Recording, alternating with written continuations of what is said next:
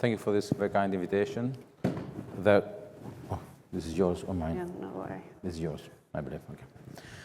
I think that there are two elements that are of much importance in this discussion. The first is that we are just the last session before lunch, so I think there's kind of something to consider. And the second is that I think this has to do with not only me being a Secretary General for Information Systems and Digital Governance, but also a professor who completed his PhD in 1996, 30 years ago, and was about real-time simulation applied in transportation. So it's quite interesting that I think this is very much involved, related to what I've done in this research 30 years ago. And I think this is important because what AI does is actually more or less something that we have envisioned from the past.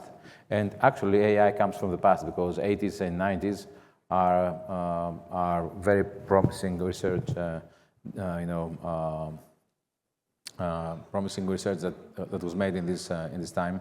And it's very fortunate that these things can be applied now, given that we have the available computing power, et cetera, et cetera. So I'm responsible for information systems and digital governance, so I'm responsible for providing services to citizens in this respect. And I think that we've done a lot in this past 6 years. I think that 5.5 years. I think that this is kind of evident, and EU acknowledges it in the Digital Decade report. I think that the use of services that we provide to our citizens is first among all European countries in the improvement that we've made, the services that are targeted to citizens and businesses. And we're not first in the average use of e-services in Greece, but the improvement that we've made in this past 5.5 years, yes. This is we ranked first among the European countries. And in this respect, we have to point to important issues concerning the use of digital tools for citizens in transportation. And the first is the use of the government wallet, which enables us to have a driver's license stored in our mobile phones and just move across Greece without having to present both our ID and our driver's license. And this also is a document that's updated when we kind of lose our driver's license, when this is no longer valid. So yes, this is a very important, I think, type of service that our citizens have. The second is that we have a very, I would say, promising cooperation with the Ministry of Transport and Infrastructure. And this gave us the ability to develop new services concerning drivers and vehicles.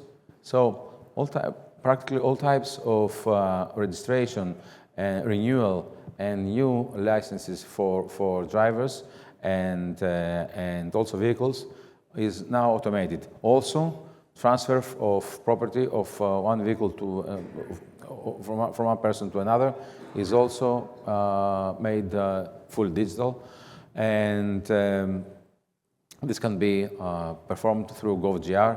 So, both registration of new vehicles, transfer of property of vehicles between two individuals, and also driver's license, renewal, new license, etc. All this is done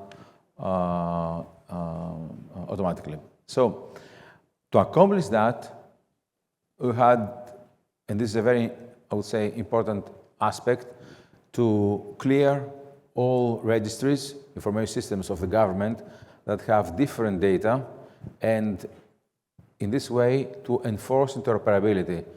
Sometimes it's not possible to provide services to citizens because we have different data from one information system to another. This is something that we have accomplished concerning transportation issues. And in this respect, we have managed in these last 2 years to have more than 1 million transactions concerning transportation, and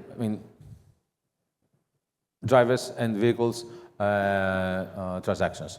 So, given that Greece has more or less 11 million, a population of more or less 11 million, I think that this, in this respect, is quite important as an accomplishment.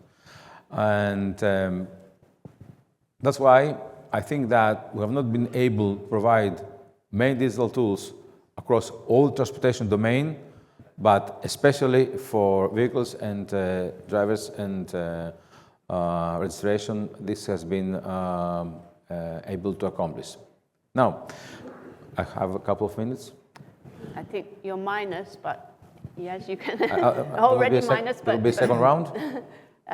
Yeah, continue now for, for half now, a minute. Concerning AI, I think that you may all know that Greece is trying to be among the first countries in EU concerning AI, adoption of AI, also concerning regulation. And in this respect, we have the AI factories, which will be built within this year and provide the appropriate infrastructure needed. But concerning the use of AI in transportation domain, we all know that it helps both planners and also passengers to both have real-time traffic analysis, predictive maintenance for planners, and optimize infrastructure planning based on data which need to be available. Data which have to be reliable from different sources and data of quality. That's the key to succeed in AI. And also for passengers to have personalized routes and also receive updates and somehow update our route if needed in case something happens, and also smart ticketing. In this respect, I have to admit that we have not been successful so far in Greece, and I think that there are kind of examples that we need to take into consideration for having optimized routes and smart ticketing, and we're really working in this respect. This is something that I would like to stress out, and I think that I'll finish my first